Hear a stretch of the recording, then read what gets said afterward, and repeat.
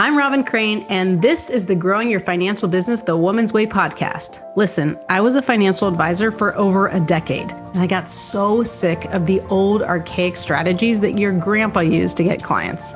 What the industry teaches today is still so outdated and just doesn't work anymore. So I had to find a better way for myself, and then I got obsessed with sharing these how-tos with other women like me. The stuff I teach doesn't require giving up your life, your sanity, or your family time. I want women like you to have it easier than I had it, so you can thrive in the industry. I've now helped thousands of women grow their financial businesses to multiple six figures, some even seven figures per year. So on this podcast, you're going to get an inside look at how they did it so you can do it too. Let's dive into the show. Welcome, welcome. I am here. I'm about to butcher your name, possibly. I forgot to do that first. Let me stop the recording because I'm just like, I better practice that. Hold on. Screw it. Let's just do it. Let's just do it real time. Okay. So I'm going to try Bari Baumgardner. You got it. That's God, nailed it. Okay. So we'll just keep that. Nailed it. Okay. So I'm here with Bari Baumgardner. It just actually it comes out the way it looks, but it just scared me because it's very, very long. So Bari's the founder of Sage Event Management. And even more importantly, she's actually part of the Unicorn Club, which I've talked about before because I've had plenty of these unicorns, women in very high level businesses, 7, 8, 9 figure plus. And what's really cool about this company is that Bari started it with absolutely nothing and has grown it to a very high 7 figures on its way to 8 figures. And basically what she's doing is has the event business, right? Helping people from the back of the room. And she's helped huge influencers like Tony Robbins, Russell Brunson, Dean Graziosi, Jack Canfield, Jeff Walker, a lot of people that maybe the financial advisors might not know, like you might not know these people in the industry, but if you look them up, you'll see they're huge influencers. Tony Robbins, you probably know. And then also she helps people build it on their own, right? Has a coaching program to help people do their own events. So I know we've talked about this quite a bit. We've had some people on the show talking about speaking lately. And so I want you, those of you listening right now, like don't leave because you've heard this before, because I think this is going to bring a new perspective on why events are important. But also I really want to talk to Bari about how she got her financial advisor and how it's led her to be able to build wealth and kind of some takes on that. So tell us, why don't you start with that story, Bari? Just tell us about like when you got a financial advisor, why you got a financial advisor and how all that happened.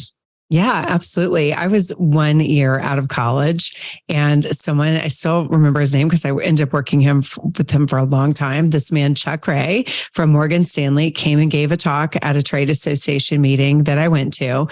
And I so loved him and how he simplified the concept of putting money away now would create a massive nest egg for the future, and that anybody could afford to do it. Like even if you were right out of school, you could afford to start doing it now, and why you should. And so I ended up having a private meeting with him. I started investing with him on a small scale. And, over the years, I went from, being a 22-year-old to being a 30-something who was making a lot more money. And then starting my own business was making even more money. And because of that one talk, I was with Chuck until he retired. I still invest with the company, his successor that took over for him. But I'm so grateful to him because he really opened my eyes to, wait, you can do that? Well, wait a minute, I could do that. And then I will do that. I must do that. I have to do that. And I'm so grateful to him. If I hadn't heard that talk, it would have been years before that would have found its way to me and I would have started investing. When I look at the portfolio I have today, it's largely in part due to that little talk that Chuck Ray gave like in 1992. I mean, wow. That's a long time ago. That's pretty impressive for him too, because I would think Morgan Stanley, like they wouldn't be going after college students.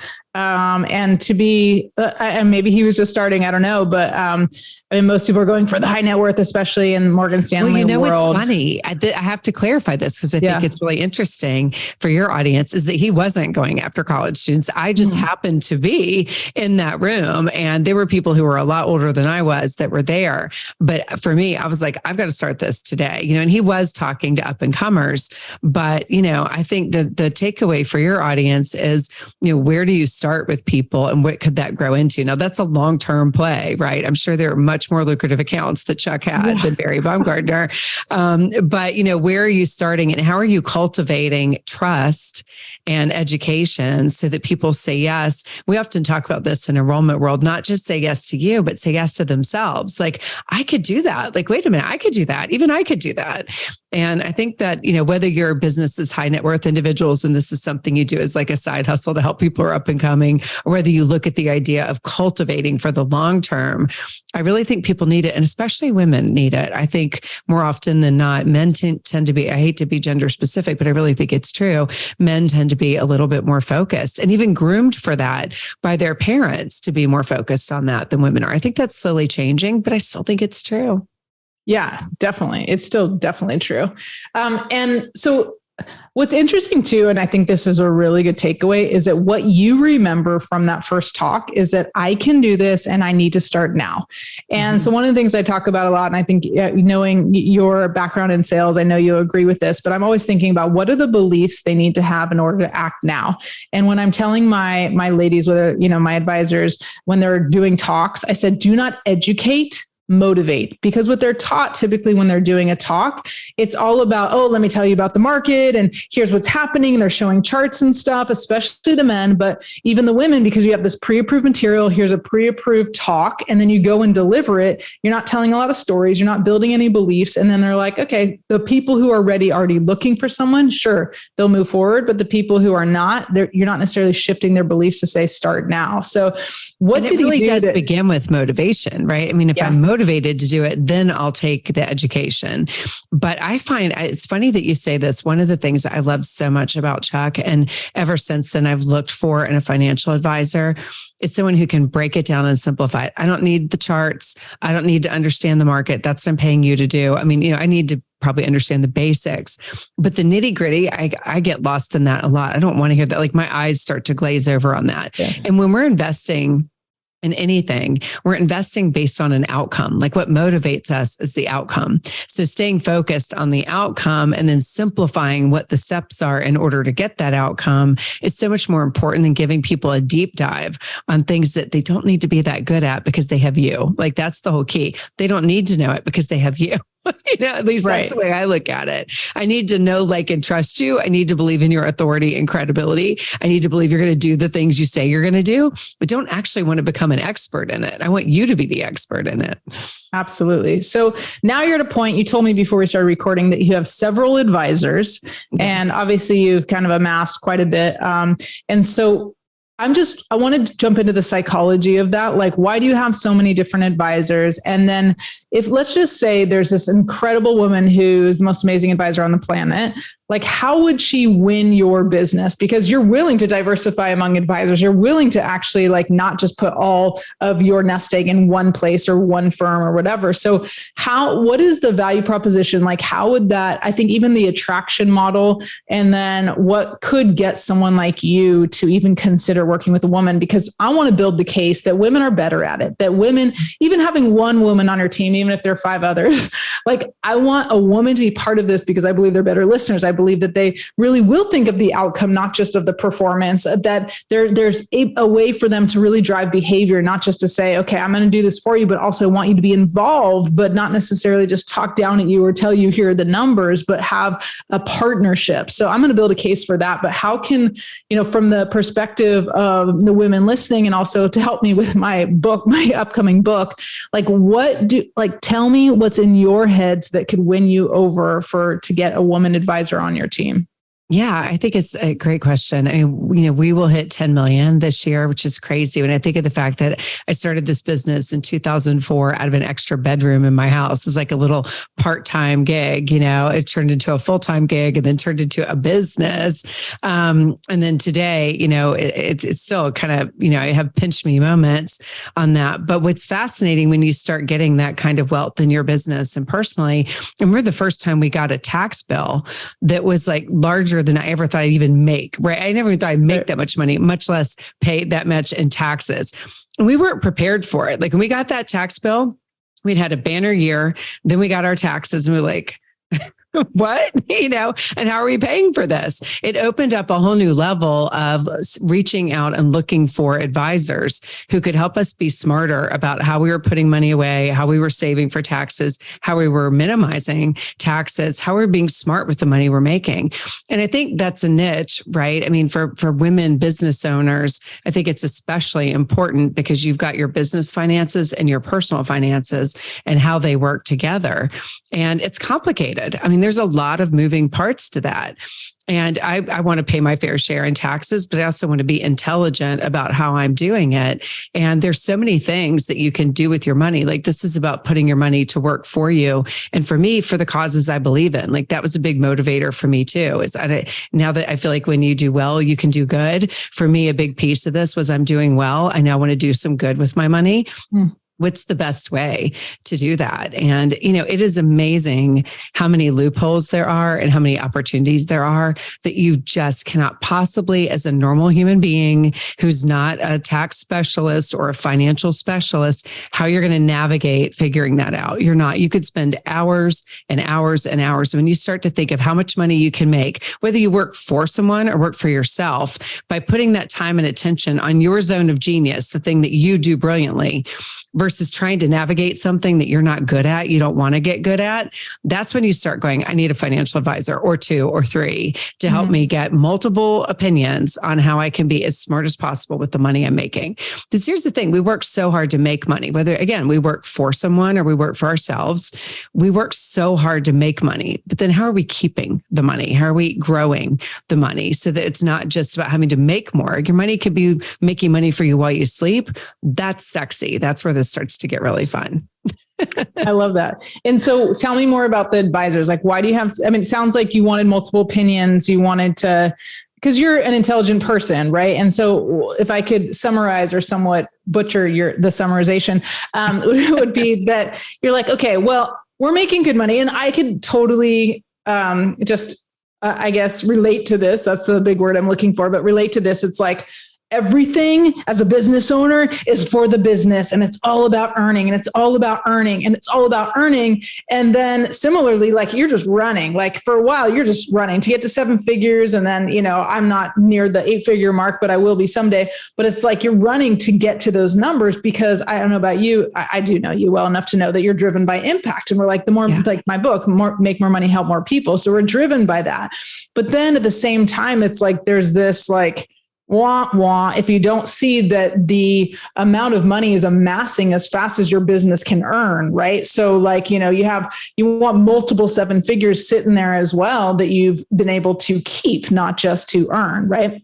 Yes. So I feel like there's this push for the revenue, but there's also, like, among business owners, at least, there's this fear around sabotaging the business success. Cause you're like, well, I know if I put this much more money in Facebook ads or this much more money in my marketing, I'll be able to double, triple, versus if I just put it in the market, for like at 10%, like it's growing so slowly. And like, we want that. So I think it's also like, I don't tell them a little about getting to the head of the entrepreneur and like what appealed to you.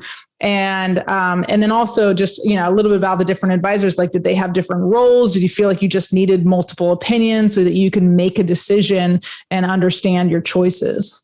Yeah, I think for me, I started being aware through masterminds that I'm in that, there are different types of advisors and consultants and people who specialize in different areas.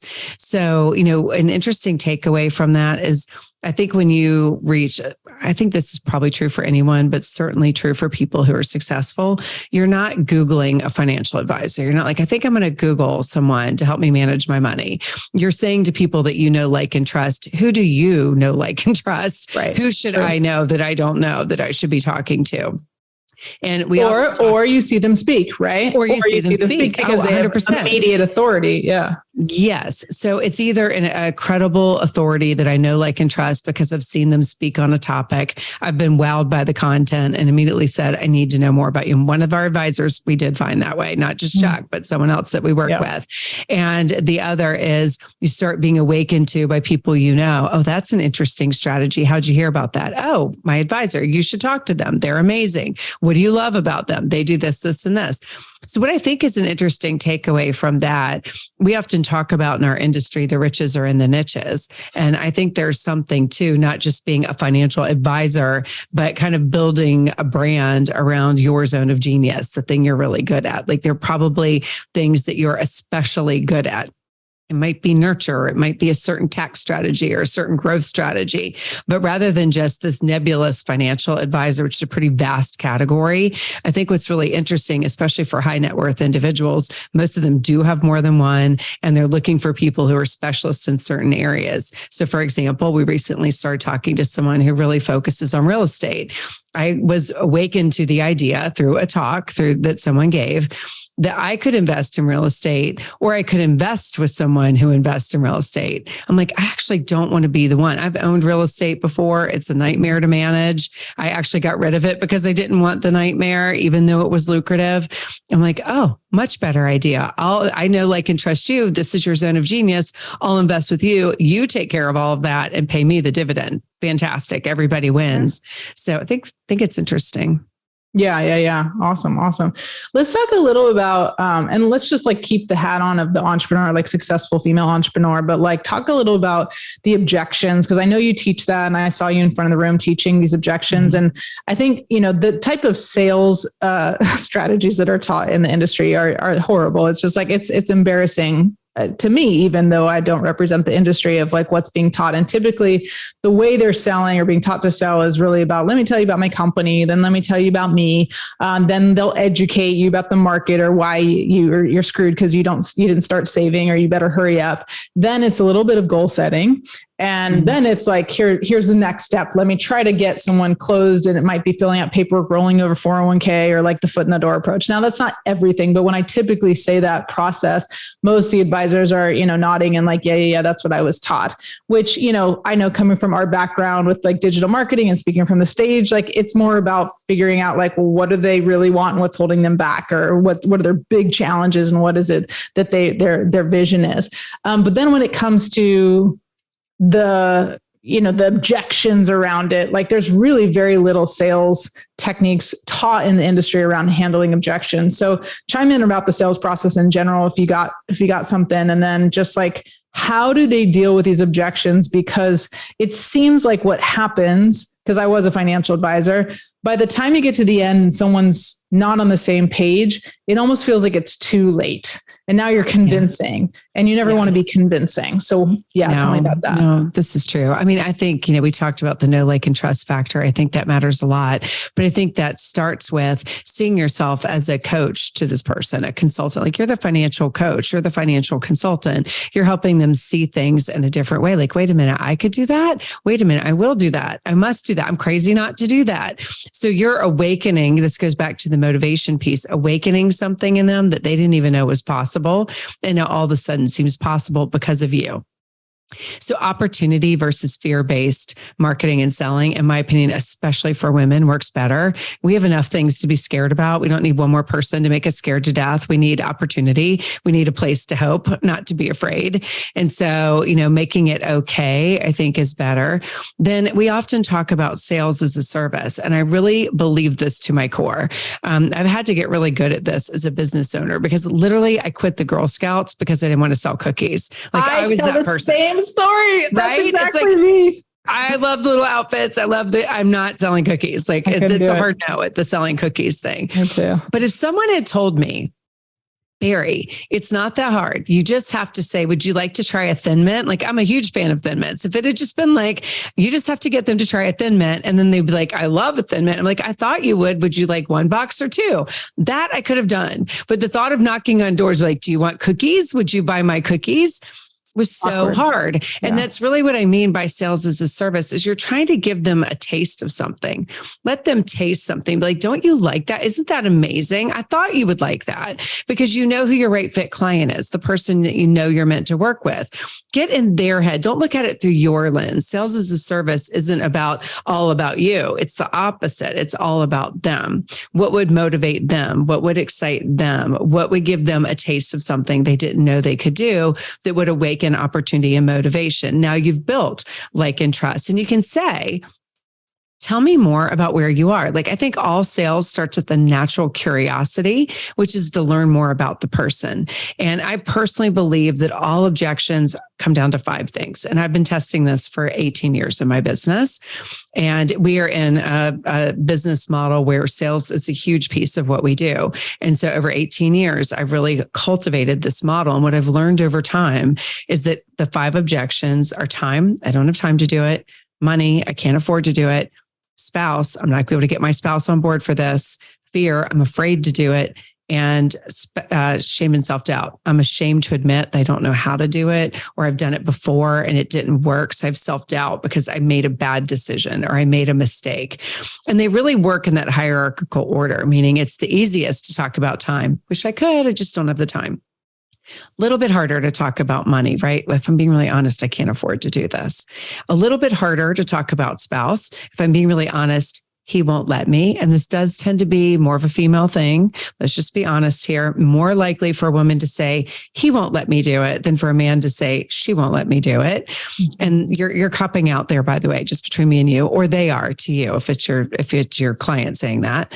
And then fear, like that's a deeper one. We're plumbing the depths on that. Like, if I'm being really honest, I'm afraid to invest because I don't know what I'm doing. I don't know if it'll work. I'm afraid I'll lose my money. I'm afraid I'll give this to you and you'll take it and you'll do something bad with it. I've heard scary stories, that kind of thing.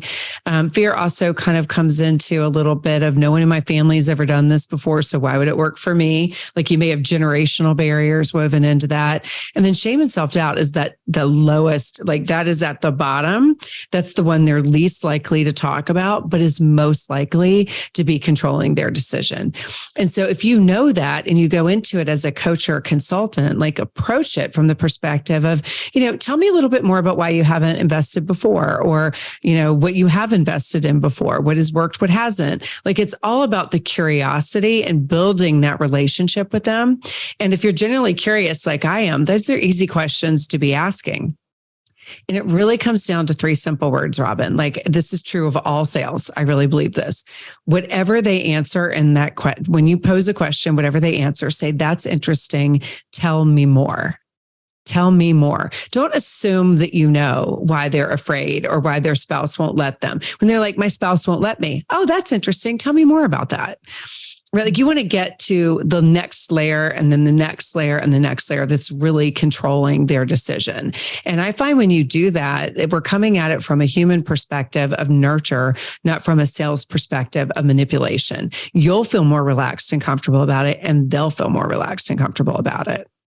Yeah, I love the curiosity thing because I feel like it is very much aligned with women. It's like, yes, we are a little bit nosier. And I joke about that, in my talks and stuff and my events, because I'm like, embrace that. Like, I want you to be nosy. I want you to be curious. I want you to really find out, like, what is it? And, some of our sales questions, like, what made you curious to invest the time and work with us today? It's like, we use the word curiosity too, because it's a lot softer than, are you interested, or what made you interested to come here? And for a woman, like, when there's typically, if you're trying to work with women or you want to work with women, there is more fear typically, right, around money. And we're trying to change that. And then if they're feeling like attacked or feeling judged, then there is no like and trust factor. Right. And so if you're truly there to serve, and I think that's the distinction, Bari, that you're making, is like, don't be a financial advisor, be a financial coach or financial consultant. Like, you can call yourself a wealth advisor, but embrace your natural, like, woman qualities and tendencies to just want to truly understand a person and where they're coming from, what their challenges are, what their concerns are, what their fears are, what they want, without the judgment.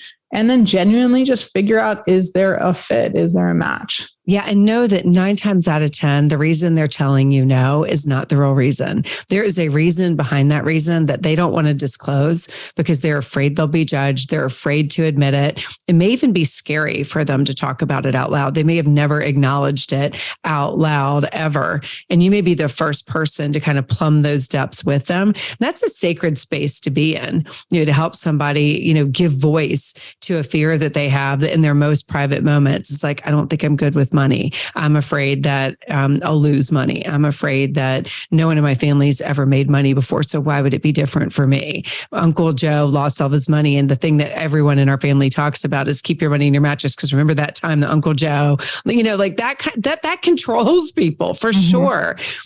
And getting to those stories is hard. They're not going to immediately come out and be like, well, if I'm being really honest, I'm just really nervous and scared, because they're not going to say that. They're going to be like, I wish I could, Rob. It's just not a good time for me. I really wish I could, but I talked to my husband. He said, it's not a good time for us. And if you walk away with just that pat answer, you're doing yourself a disservice, but more importantly, you're doing them a disservice, because you're not helping them to really get to the problem behind the problem that you can help them solve. And I think of this way, why let them be controlled by, their spouse, their fear, their shame, their self-doubt, by time, by their perception that they don't have enough money, when you could free them from all of that because you know better, because you do this every day. Like that's the way to be coming at it from a position of strength as a coach, as a consultant, as someone who has a willingness and a desire to serve versus someone selling them.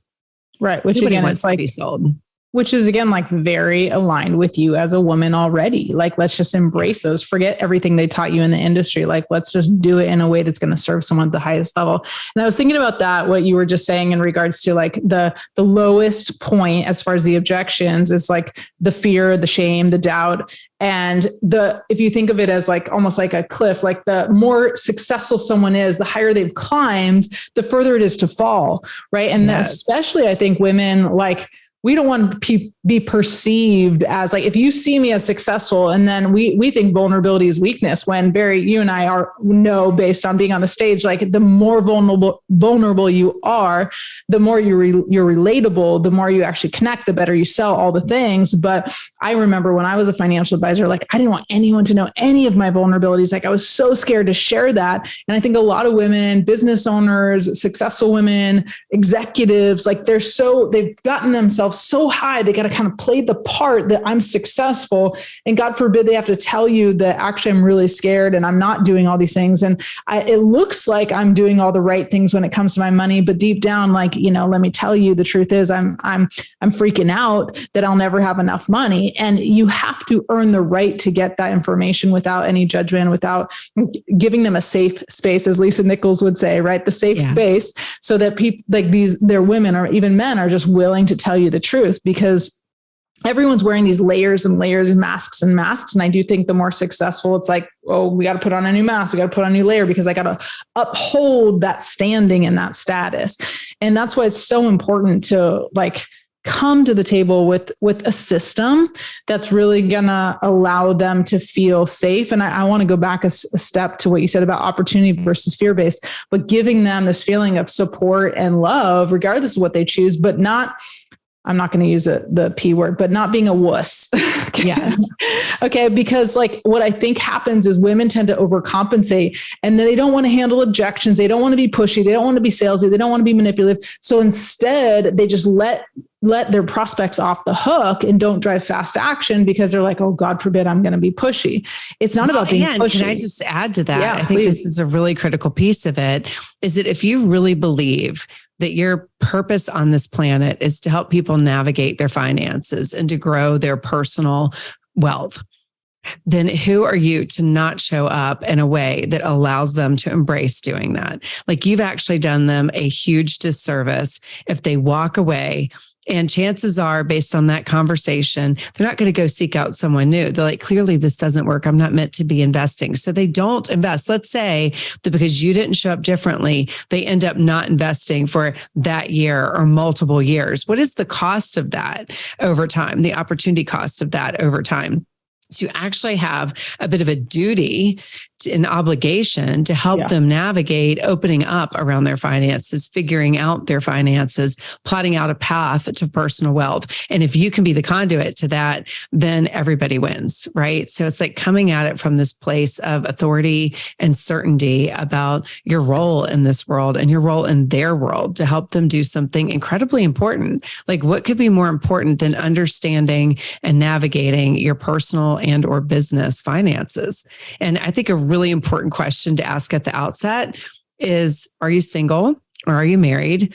And if they say they're married, a big question would be, do you jointly own the finances, or who controls the finances in your house? Like, who's ultimately in charge of making these decisions? Because if it's the spouse, you have a whole different conversation. Like, if they are not doing anything with their personal finances, everything is being controlled by the spouse, that's a really different conversation than we both do it jointly, or actually I'm in charge of them, I do all of it, right? Like, it's important to know who you're talking to. Yeah. Yeah. We actually, that's so awesome. We're so aligned with this. I'll give this away. Hopefully this is the right link, but if you guys go to femalefinancialadvisors.com/cheat sheet, we have something called the Ideal Client Capture Cheat Sheet. And the first question, as I said, is what made you curious to invest the time and chat with me today? And there's a lot of reasons we use those words and the assumptions there, like that this is an investment, not the investment like I'm giving you money, the investment of time, the investment that like I'm actually putting attention here. And then the second question is, assuming we're to work together in some capacity, are you the decision maker? And part of the reasoning behind that is, one, to find out, right? Is there someone else we're going to completely sabotage everything we're about to do in the next hour?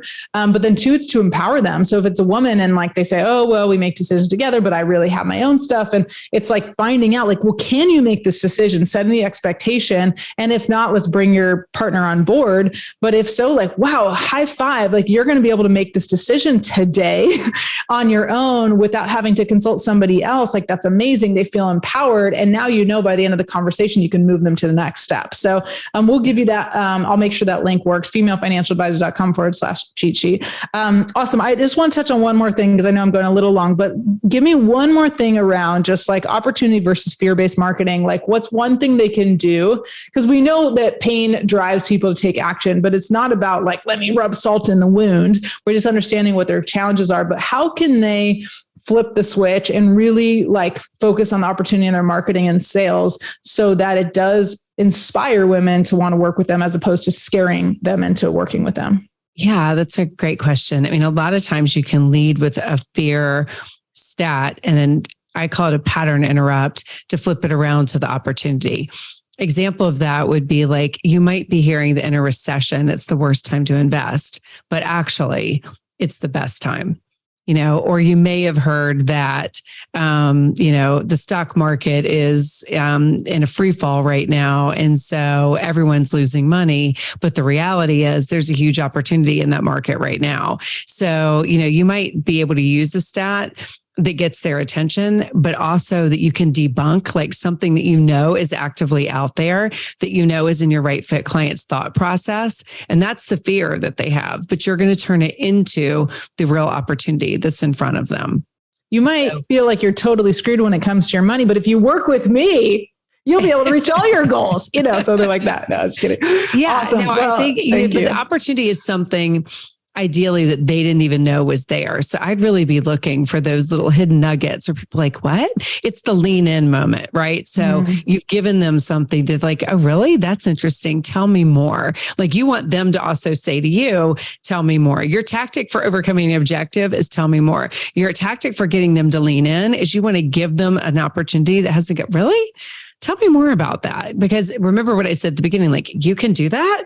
Interesting. Tell me more. And then, oh, well, then I could do that. Well, wait a minute. Not only I could do that, I will do that. And then the conduit is they've kind of started to decide in their mind, not only they can, but they will. You're the fastest path to actually getting them to that opportunity. It just makes it so much easier. Love it. Love it. Well, thank you so much. This has been awesome. So I know we didn't talk you were so generous with just giving kind of your perspective on things, but if you're looking to run events, whether you want someone's help running the events or you want to learn how to do it on your own, Bari is the best that I know that does that. I mean, she's been in the back of the room for decades, right? Decades. Yeah, it's probably 18 years. I know, it's crazy. I can't even believe that myself. You were probably at some of the events at Tony Robbins that I went to, and we were in passing and I didn't know, right? You're probably right in the back of the room because I was at these, huge Tony Robbins events or wealth mastery events and business mastery events, all those things. Mastery, yeah. So where's the best place to find you? Yeah, the easiest thing is sagehub.com. Sage is our company, strategic advice for growing events. So SAGE hub, HUB.com, sagehub.com. And we do run events on how to develop offers, how to overcome objections, and how to use events to get people into strategy sessions, or more importantly, one-to-many selling, because one-to-one is a little harder than one-to-many. So for those of you who are ready for that, that's really our specialty, but the reality is for all of you, I want you less to worry about finding me than to think about how having a signature talk about your zone of genius could do the very same thing for your audience that did for me when I was a 22-year-old, and open people up to what is possible with their personal wealth and finance. Like nothing could be more important to that, especially for women. So yes, if you haven't done it, now's the time to do it. It's never been easier than it is now too, because all you need is a computer and a Zoom account, right? So it is so easy. You don't need someone to invite you to speak on their stage. You can create your own, as Robin knows. So it's pretty easy. And just to add to that, I know we're ending, but I just want to add this because it's even back when I started in 2007 as a financial advisor, I started doing talks, and that was how I got to my first $100,000. And my talks were, I created something called Money Parenting, which is how to raise financially responsible kids by leading by example.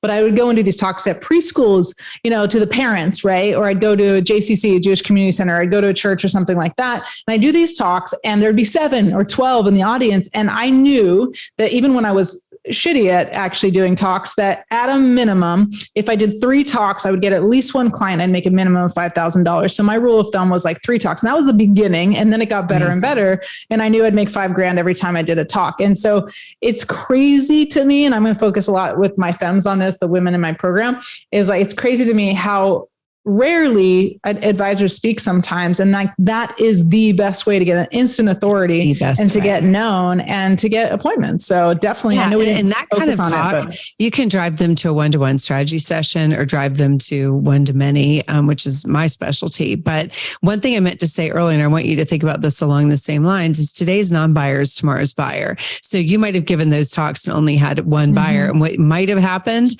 and you may not have even known because you might not have tracked it, is that 3 years later, somebody would have been like, "Where? I heard that Robin Crane. I really loved her. Where is she?" Google, and now they call you, right? So some of this is just awareness and credibility, or it might not be them. It might be them saying to their friend, "Oh, yeah, you're looking for someone to help. Yeah, I just heard this woman, Robin Crane, speak. She's amazing. You ought to look for her." So speaking is really one of the fastest paths to creating and trust and authority and credibility in your space. Awesome. Well, thank you so much. So if you want Bari's help, go to sagehub.com.